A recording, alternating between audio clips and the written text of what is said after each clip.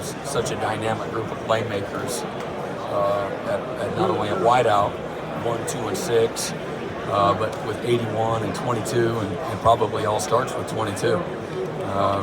Really exceptional. And then the guy at quarterback, Joe Burrow, as a Heisman guy, he's been unbelievable as a runner, thrower, just as a manager, making decisions, his playmaking. He's been really, really special. I apologize. You're good. I'm from Charlotte. Can you talk specifically about Tanner Muse and what he does for you a little bit? And also, if you don't mind, talk about Thaddeus Moss and sort of the challenges he'll present. Yeah, Tanner's been just an incredible leader. He's had a fabulous year.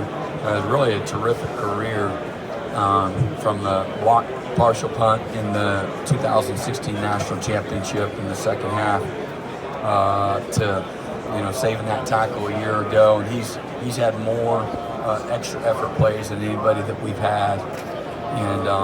And what a special play. That might have been the play of the year. And just so proud of him, thankful for his leadership. He is in that film room every single day.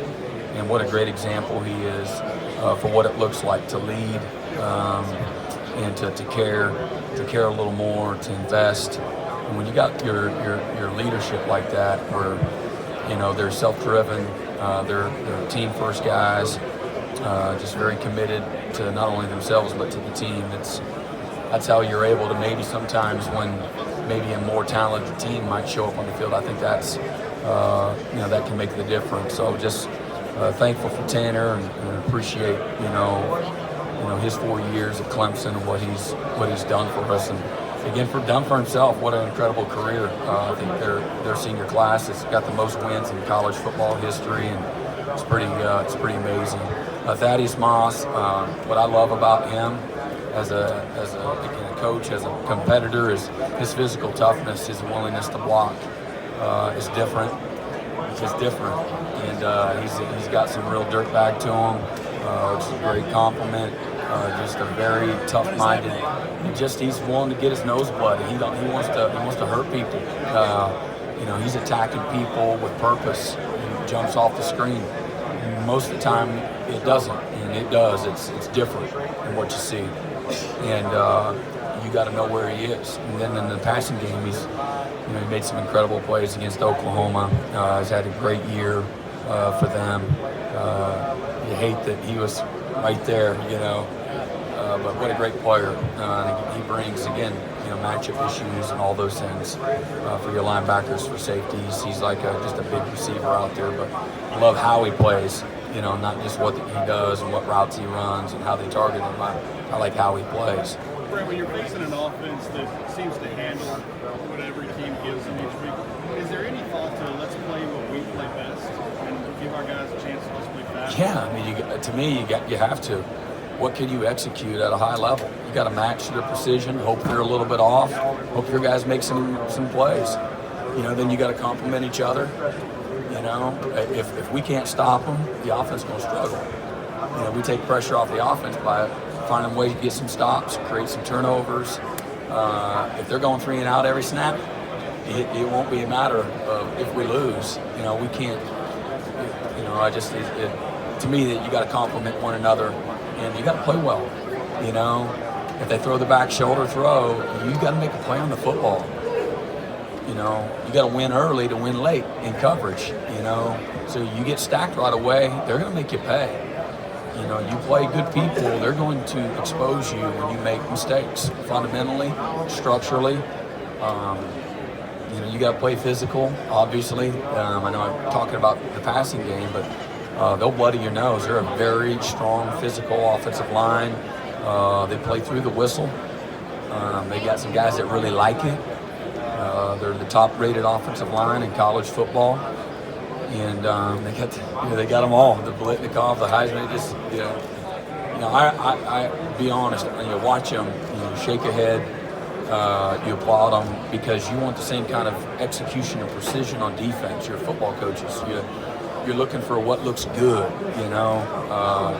I love competitive plays, and I love watching players that like to play the game when it's not about them. So something else that maybe doesn't ever show up on this, never does on a stat sheet. It's just how they play.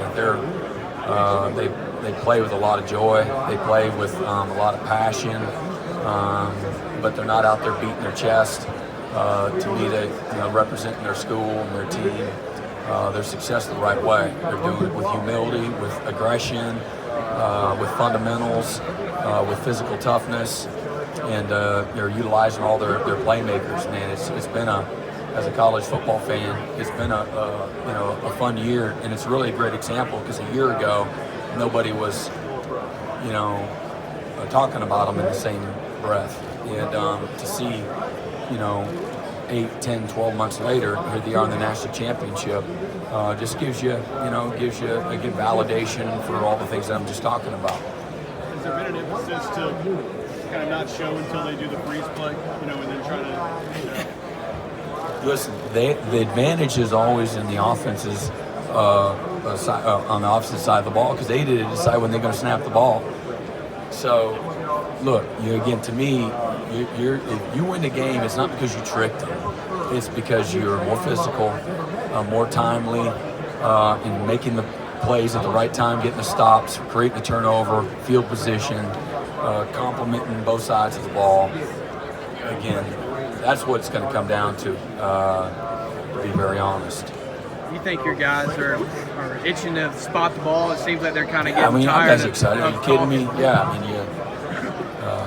no more so than LSU. You both have worked incredibly hard. You're hopeful. You're not defined by getting to this moment, but you're hopeful if things go right that you have a chance to play for it all, and we certainly do. And it's been well deserved and hard earned.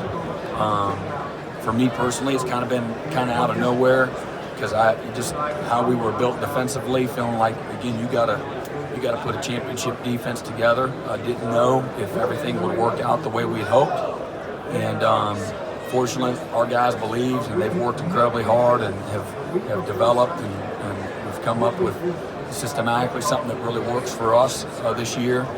And but yeah, man, they're all excited to play. It's been nice to have a little extra time. That was a really physically challenging game against Ohio State. Pretty much what we thought it would be, and so it's been good. But this is what a great matchup. It's really kind of cool to play them here. It's kind of you feel like, oh man, you're going right in the. Feel like you're going right into Baton Rouge. Might as well play the game in Baton Rouge. But that makes it kind of fun. It really does. It's going to be a great challenge, no matter where we played them.